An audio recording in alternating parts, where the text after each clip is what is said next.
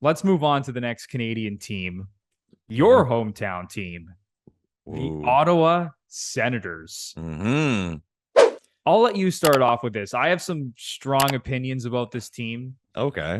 But you're the Ottawa Senators guy. You're the boots on the ground guy in Ottawa. So tell us, how should Sens fans be feeling heading into the season? I mean, they have to be excited. Like, let's call it how it is. Ottawa Senators fans have to be excited.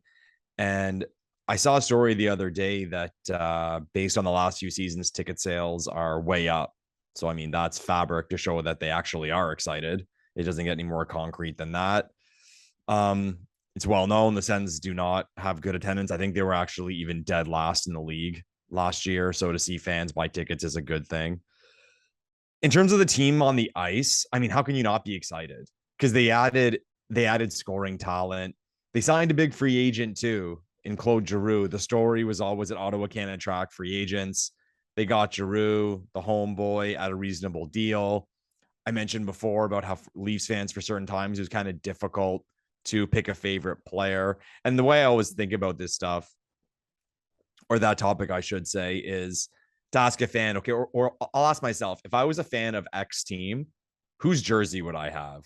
If I walked into the team store, whose jersey would I want?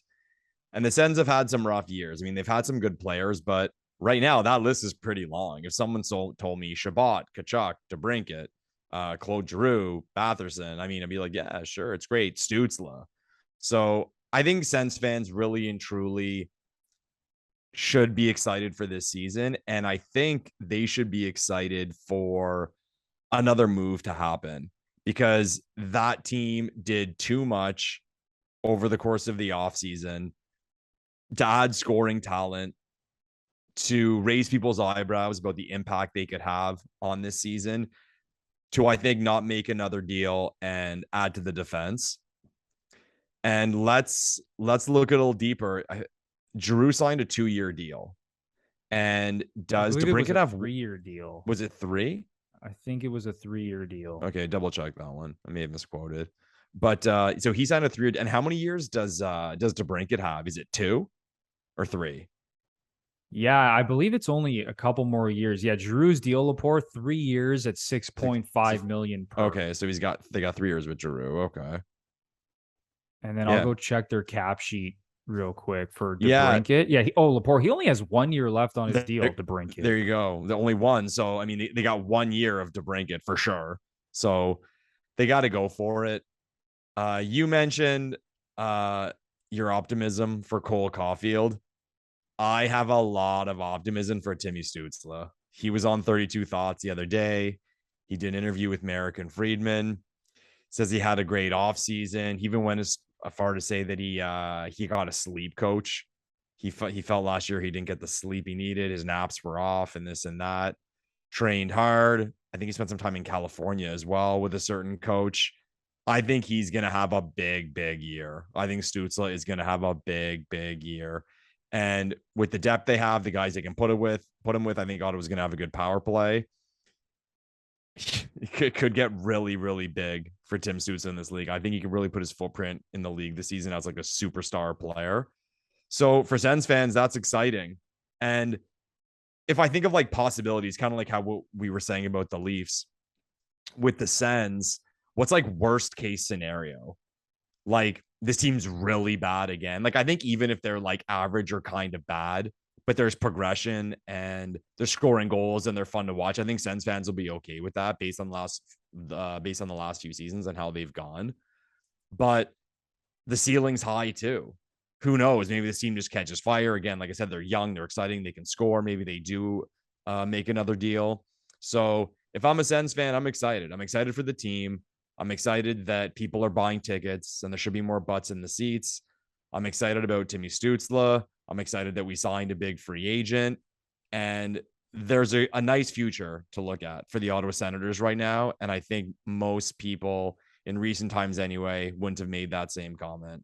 You said you have strong opinions, Bruno. I'm looking forward to it. So you better drop this mic. There's 2 parts to this, Lepore. Part 1. Should Senators fans be excited about this upcoming season? Absolutely. Because as you said, season ticket sales are up.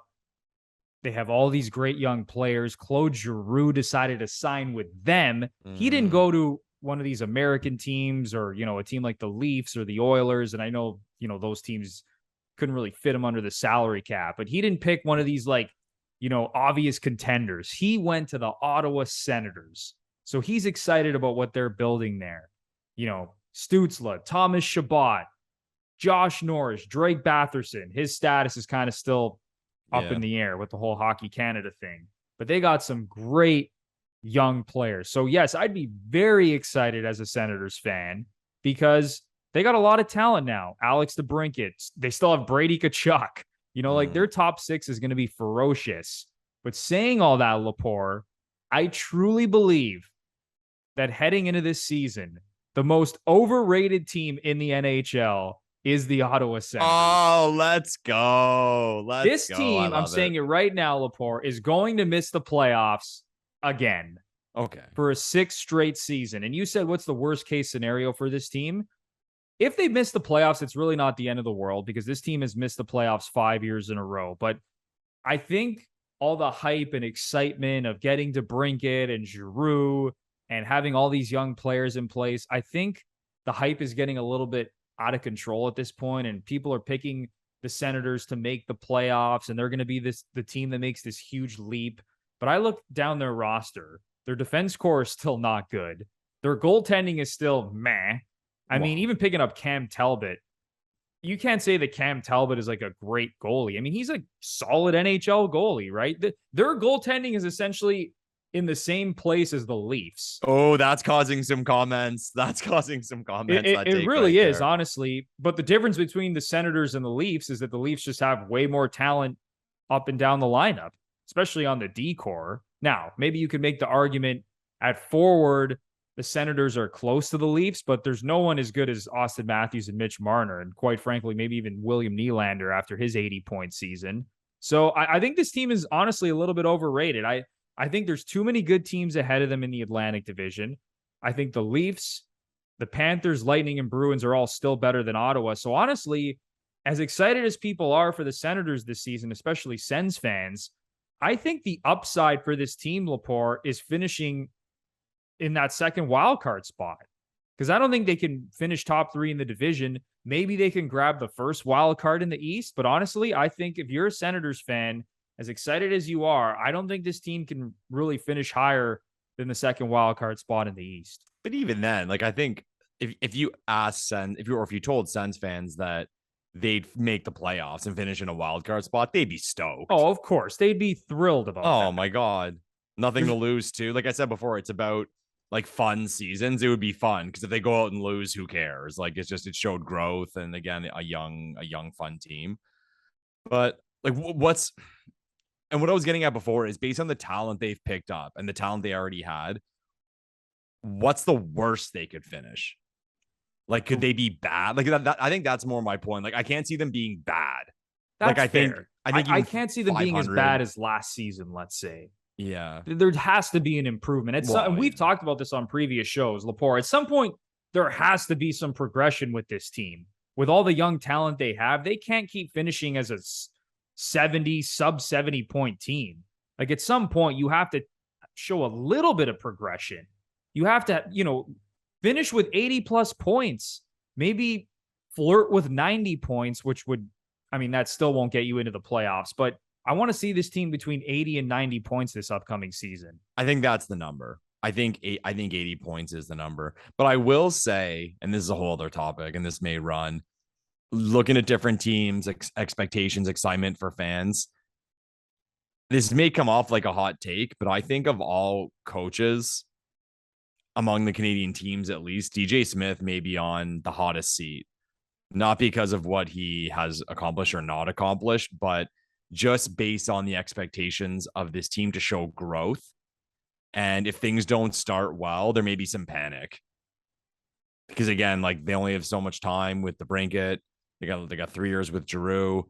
So they have to, there's a lot of importance to take a step this season. So if this team is showing through the first 10 or 20 games that it doesn't look like a step's being made, I'd be worried for DJ Smith.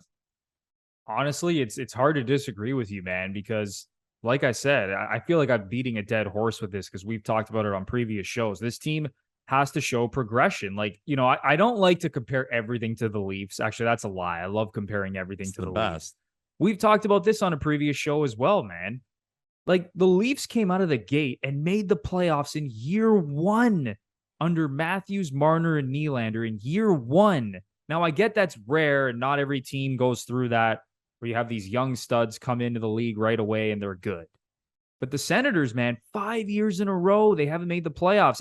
It's not like Thomas Chabot is a second or third year player. This dude's been around now. Same with Brady Tkachuk. Go down the list. I know Stützle is still a really young player, but it's not like these guys are, 20, 21 years old. Like, at some point, this team needs to show that it could flirt with a playoff spot. So, yeah, I think the Stone disaster scenario for this team would be like another sub 80-point season. And hopefully this team flirts with a playoff spot. But like I said, I just don't see them getting into the dance this year. I can't see it, man. Not yet, at least. Either way, Sens fans should be excited. Fair enough. Sens fans, you should be really excited, even though I think you're the most overrated team in the NHL.